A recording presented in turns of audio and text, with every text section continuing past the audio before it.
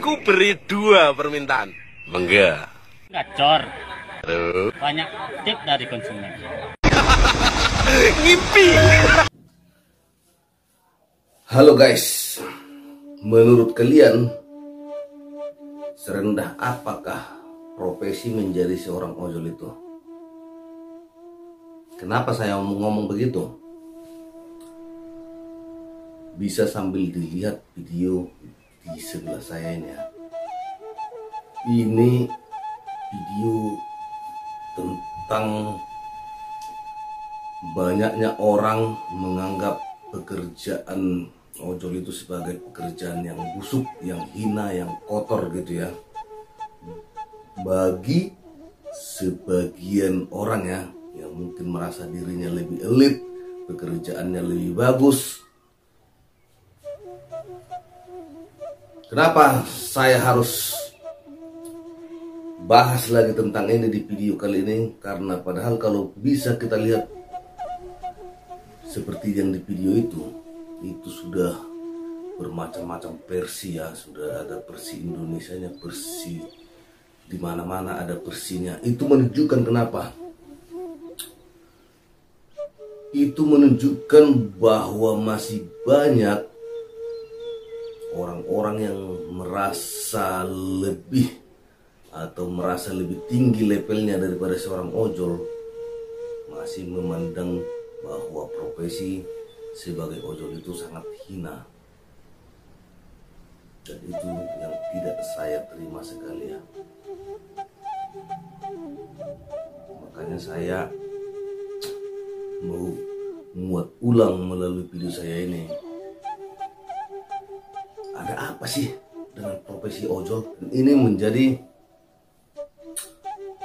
satu cerita dari teman rapper ya.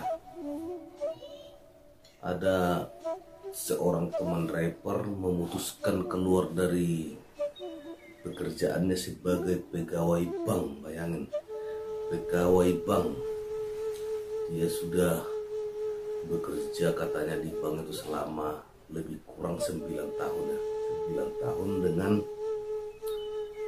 gaji lumayan tinggi. Jadi kan manusia ini kan punya prinsip masing-masing ya. Jadi saya bertanya, kenapa kamu memutuskan menjadi seorang ojol sementara kamu sudah punya pekerjaan yang mapan? Kira-kira seperti itu pertanyaan saya. Karena dia juga seorang, ya udah jelas ya, dia seorang sarjana ekonomi dan sudah bekerja selama lebih kurang 9 tahun di suatu bank, tapi memutuskan resign atau mengundurkan diri dari bank itu.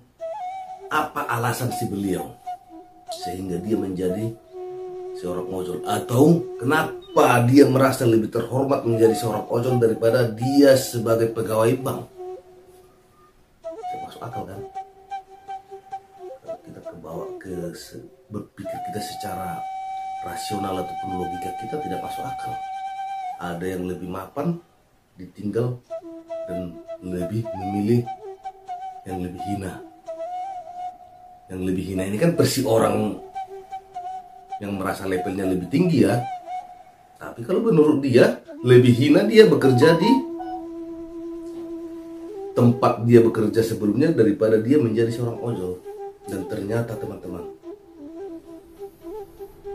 cukup sulit sih dicerna otak ya. Cukup sulit. Dia hanya bilang apa? Kalau saya bekerja di bank itu, kebetulan bank yang tempat dia bekerja itu konvensional ya. Saya banyak mendengarkan tentang pemahaman agama, seperti itulah menurut dia pemahaman agama. Dan kata dia, kalau dia bekerja di sebuah bank konvensional itu, maka gaji yang didapat daripada si bank tersebut adalah riba, kata dia. Itu prinsipnya. Bukan untuk saya ceritakan untuk semua orang ini, tapi untuk personal ya, personal yang kebetulan saya bercakap-cakap demi menghindari riba untuk anak istrinya, untuk dimakan anak istrinya, dia memutuskan resign dan memilih menjadi seorang ojol. Jadi di sini bukan masalah keyakinan dia ya, tapi di sini kita bisa mencontohkan bahwa ojol ini tidak sehina yang orang-orang menganggap levelnya itu lebih bagus ya. Kan boleh dengar sendiri, dari pegawai bank aja dia mau jadi seorang ojol.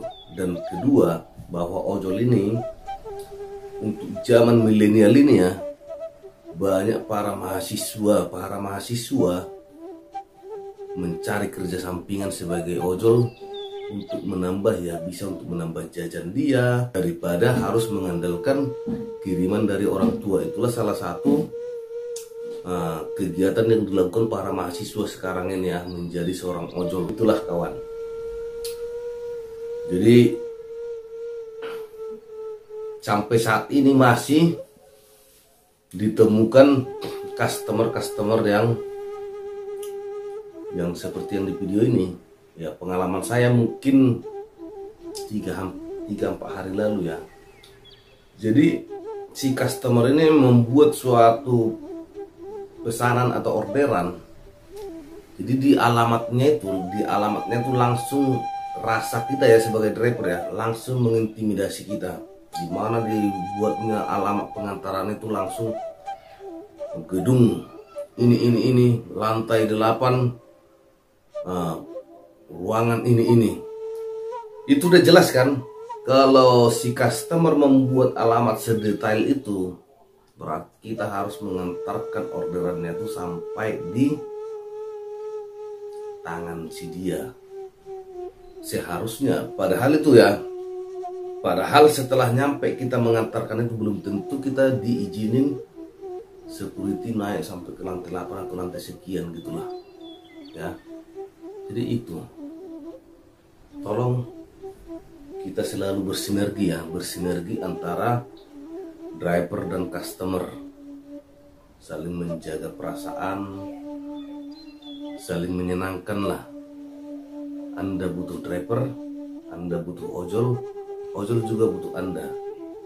Itu intinya. Dan kita ini sebagai manusia, jabatan itu besar kecil, level yang berbeda itu, tetapi sesungguhnya derajat kita sebagai manusia ini sama, hanya berbeda cara kerja kita atau cara kerja keras kita masing-masing. Oke?